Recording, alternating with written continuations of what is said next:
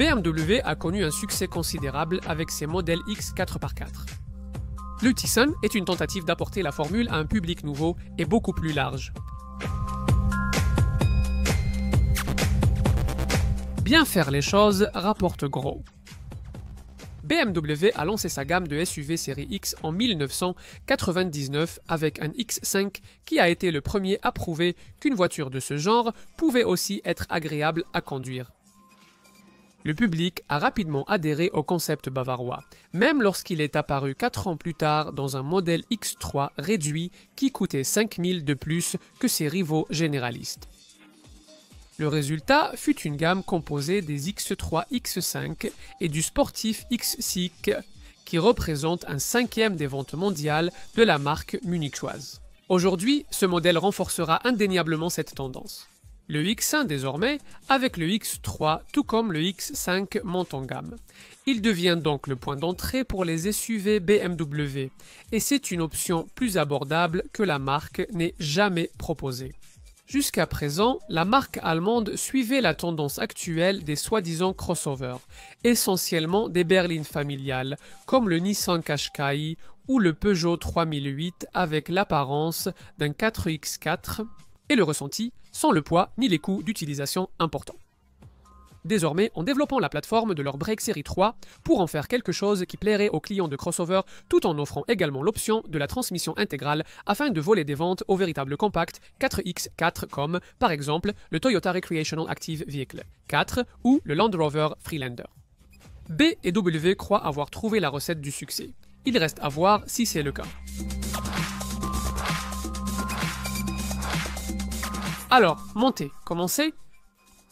Eh bien, la position de conduite reflète la conduite elle-même, quelque part entre une berline familiale et un SUV compact. Donc, vous êtes assis plus haut que dans une série 1 ou une série 3, mais pas aussi haut que dans, disons, un Toyota Recreational Active Vehicle 4, ce qui n'est pas une mauvaise chose quand il s'agit d'envoyer la voiture dans une série de virages serrés. Maintenant, BMW affirme que ce modèle offre une agilité suprême dans sa catégorie, quelle qu'elle soit, et en effet, l'expérience, bien que légèrement sans âme, est plus aboutie que celle de n'importe quel autre crossover ou SUV compact abordable, à laquelle je peux penser, avec très peu de roulis de caisse. Malgré les 1670 kg que cette voiture doit transporter, la qualité de conduite est particulièrement bonne, même meilleure que celle du Break Série 3 Touring sur lequel ce modèle Xon est basé, absorbant sans effort même les routes très déformées. Même si la direction est un peu plus lourde que ce à quoi les acheteurs de BMW compact sont habituellement habitués. Maintenant, ces personnes pourraient aussi remarquer un peu plus de bruit provenant des moteurs diesel 2 litres que BMW a décidé de privilégier pour le marché britannique sur ce modèle. Ce moteur 4 cylindres turbo à rampe commune bien connue est désormais proposé en 3 principales versions de puissance. Vous avez 141 chevaux dans la X118D, 174 chevaux dans la 20T et 201 chevaux dans cette version 23D que je conduis ici. C'est un moteur biturbo dans cette version et il abat le 0 à 60 en 7,3 secondes pour atteindre une vitesse maximale de 127 miles à l'heure grâce à un couple impressionnant de 400 Nm. Maintenant, j'ai du mal à penser à beaucoup de SUV à moins de 50 000 livres qui soient plus rapides que ça. La version 20D n'est guère plus lente, à condition de la commander sans la transmission intégrale et cette boîte automatique à palette que les acheteurs de la 23D doivent avoir de série. Les versions diesel les plus abordables peuvent être commandées soit avec xDrive, c'est-à-dire la transmission intégrale, soit avec sDrive, c'est-à-dire la propulsion. Si vous choisissez xDrive, alors un ingénieux embrayage multidisque répartit très rapidement la puissance entre l'avant et l'arrière selon les besoins, rendant la conduite hors route, je suppose, une possibilité théorique s'il n'y avait pas le manque de garde au sol, les pneus pour le bitume et l'absence de véritable protection sous la caisse. La transmission intégrale est appréciée en hiver, mais le reste de l'année, il faut accepter de légères pertes de performance et une consommation plus élevée. Pour la plupart des acheteurs, il vaudrait mieux utiliser la prime demandée pour l'option xDrive afin d'investir plutôt dans le système de contrôle de performance de BMW, qui répartit plus précisément la puissance entre les roues arrière. Même si peu de gens trouveraient que la Xsun belle, elle possède toute la robustesse à flanc haut et aux grandes roues nécessaires dans ce segment du marché, avec une silhouette qui correspond exactement à ce que l'on attend d'un SUV compact BMW. Malgré son nom et sa taille significative, elle est bien plus compacte qu'un Recreational Active Vehicle 4 ou un Freelander, laissant penser à la plateforme de la série 1. En réalité, c'est le châssis d'une BMW série 3 Touring Brake qui se trouve sous toutes ses courbes fluides et ses renflements. Au volant, on retrouve l'habituel raffinement de BMW. L'intérieur, bien que raffiné, présente une qualité de finition légèrement inférieure à celle de la série 3. La position de conduite reste très bonne, avec un volant réglable en hauteur et en profondeur, ainsi qu'une disposition des instruments simple, claire et épurée, comme d'habitude. L'espace à l'arrière conviendra à 2 adultes, une fois qu'ils auront franchi les ouvertures de porte assez étroites, à condition qu'ils mesurent moins de 1,80 m. Maintenant, les dossiers des sièges arrière s'inclinent pour plus de confort lors des longs trajets.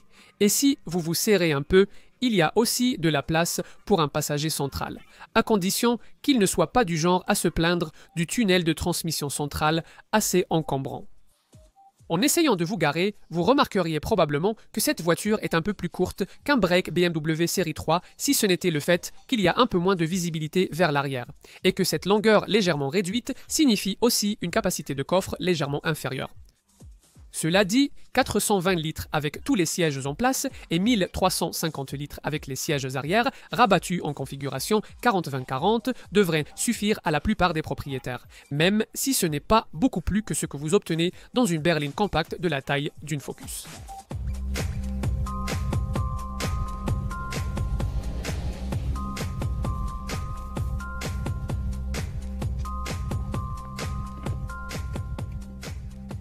La plupart des Xsun seront vendus dans la fourchette de 25 à 30 000 livres une fois que les propriétaires auront parcouru la liste interminable des options. Si vous voulez le système de transmission intégrale xDrive, cela vous coûtera un supplément d'environ 1300 livres. Quant aux concurrentes, eh bien cela dépend vraiment de ce que vous percevez de cette voiture. Si vous comparez avec les soi-disant crossovers des faux 4x4 comme le Nissan Qashqai, la Peugeot 3008 ou la Skoda Yeti, alors il faut compter un supplément d'environ 3000 à 4000 livres pour posséder cette BMW. Mais aucun de ses concurrents n'a vraiment le prestige pour rivaliser avec cette marque.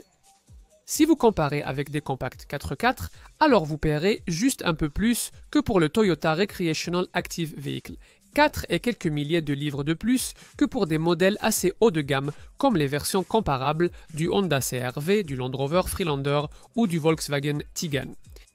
Peut-être qu'une statistique plus parlante est que cette voiture a une taille similaire et utilise les mêmes moteurs que le break BMW série 3 Touring, mais elle vous fera économiser environ 4000 livres à modèle équivalent. Que vous choisissiez votre Xsun en version 18, D20D ou 23D avec le moteur diesel 2 litres, en propulsion S-Drive ou en transmission intégrale X-Drive, l'équipement proposé est assez complet. Attendez-vous au minimum à ce que votre voiture soit équipée de la climatisation automatique Bison, de jantes alliage 17 pouces, de capteurs de stationnement arrière et d'un volant multifonction gainé de cuir, ce qui compense en partie le fait qu'avec le même budget, vous auriez pu acheter quelque chose de plus grand, comme une Ford Cougar, ou même un véhicule avec 7 places, comme une Peugeot 4007.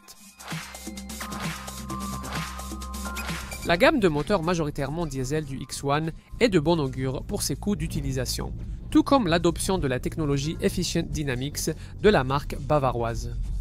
Elle inclut maintenant un système de démarrage et d'arrêt automatique qui coupe le moteur dans les bouchons et au feu rouge. Vous profitez aussi de la récupération d'énergie au freinage qui recycle l'énergie perdue lors des freinages et d'un indicateur de changement de vitesse pour une conduite plus efficiente. Tout cela aboutit à des chiffres parmi les meilleurs de sa catégorie.